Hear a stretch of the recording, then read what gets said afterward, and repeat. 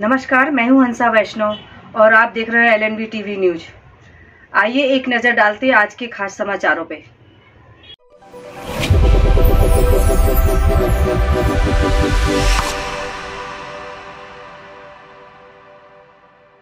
नमस्कार, स्वागत है आपका। मैं हूं डॉक्टर LN वैष्णव। बड़ी संख्या में लामबंद होकर जन स्वास्थ्य रक्षक एक साथ पहुंचे मध्य प्रदेश के दमोह जिला मुख्यालय पर संयुक्त कलेक्ट्रेट भवन। उन्होंने नारेबाजी भी की और साथ में मध्य प्रदेश के मुख्यमंत्री डॉक्टर मोहन यादव के नाम एक ज्ञापन सौंपा। ज्ञापन में उन्होंने मांग की है कि उनके विरुद्ध जो कार्रवाई की जा रही है वो नियमानुसार गलत है।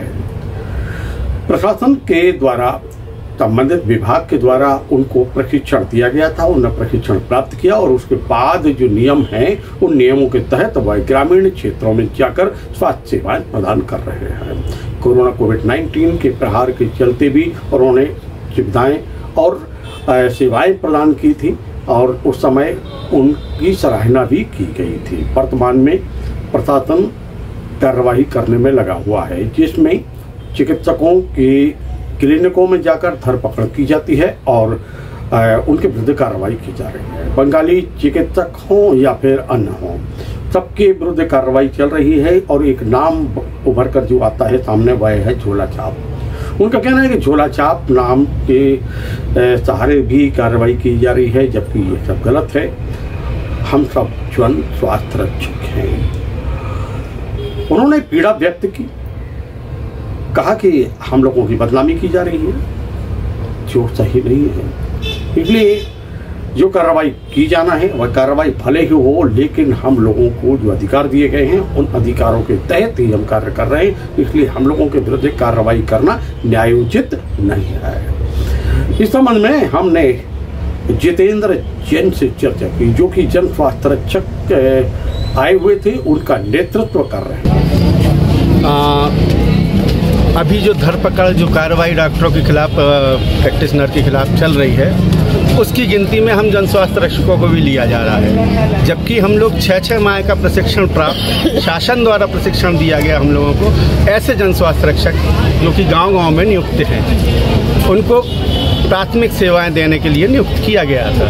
लेकिन अभी कुछ बंगाली या कुछ बिना पढ़े लिखे जो अपने आप को डॉक्टर कहने लगे, उनकी वजह से हम लोगों को भी उस गिनती में देखा जा रहा है। हम चाहते हैं आदरणीय कलेक्टर महोदय से, आदरणीय मुख्यमंत्री महोदय से, उनकी गिनती में हमें ना गिना जाए और हम जो प्राथमिक उपचार, प्राथमिक सेवाएं जो गांव-गांव में देते हैं वो हमें देने का अधिकार दिया जाए। जितेंद्र जैन से जब हमने पूछा कि जो आप के जो साथी हैं, जन स्वास्थ्य रक्षक हैं, वह जो सेवाएं प्रदान कर रहे हैं वो क्या नियम के तहत है, तो उन्होंने कहा कि बिल्कुल सही है, नियम के तहत हम कार्रवाई कर रहे हैं। जो कार्य करते हैं, जो स्वास्थ्य सेवाएं हम प्रदान करते हैं, नियम के तहत है। जब उनसे पूछा गया कि मुख्य चिकित्सा एवं स्वास्थ्य अधिकारी क्या आपका पक्ष कलेक्टर के समक्ष ठीक ढंग से नहीं रख पा रहे, तो उन्होंने कहा कि बिल्कुल सही बात है, कलेक्टर के समक्ष मुख्य चिकित्सा एवं स्वास्थ्य अधिकारी प्रबल तरीके से पक्ष नहीं रख पा रहे हैं। जब उनसे कहा कि पूछा गया कि क्या इसमें मुख्य रूप से दोषी मुख्य चिकित्सा एवं स्वास्थ्य अधिकारी हैं, तो उन्होंने कहा बिल्कुल सही बात है, मुख्य चिकित्सा एवं स्वास्थ्य अधिकारी ही इस मामले में दोषी हैं। कोरोना काल में भी अपनी जान की बाजी लगाकर पूरे कोरोना काल सेवाएं दी हैं। जब वहाँ कोई डॉक्टर्स नहीं पहुँचते थे, जब कभी कोई वहाँ स्वास्थ्य विभाग से नहीं पहुँचता था, उस समय भी कोरोना काल में भी हमारे जन स्वास्थ्य रक्षकों ने अपनी सेवाएं दी हैं। अच्छा, कितनी संख्या होगी? लगभग 1000 के आसपास होना चाहिए दमोह में। लगभग 1000।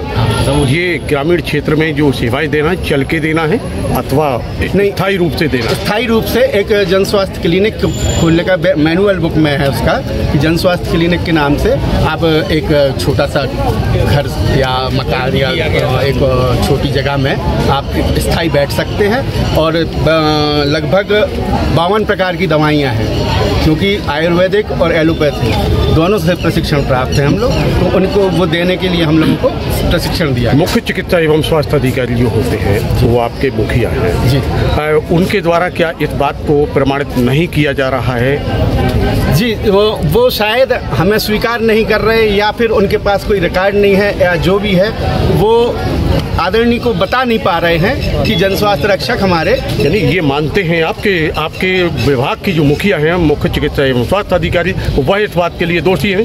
जी दोषी है ना जी। ज्ञात हो कि प्रदेश में अनेक क्षेत्रों में और दमोह में खासतौर पे चिकित्सकों के विरुद्ध एक जांच अभियान चल रहा है।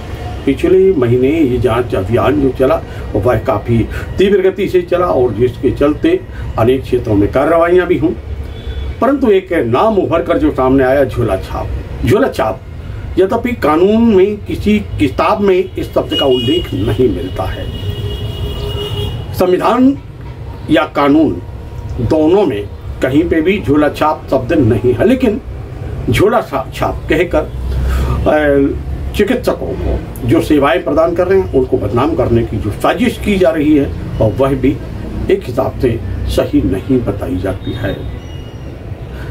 चिकित्सक पंजीकृत हो सकता है, अपंजीकृत हो सकता है, अपनी पैथी में तो कम से कम रजिस्टर्ड हो सकता है, लेकिन झोला छाप की परिभाषा जो बताई गई है अपने मनगढ़ंत तरीके से कुछ अधिकारी और कुछ नेता और कुछ पत्रकारों के द्वारा गढ़ा हुआ ये शब्द बताया जाता है कि जो झोला छाप है।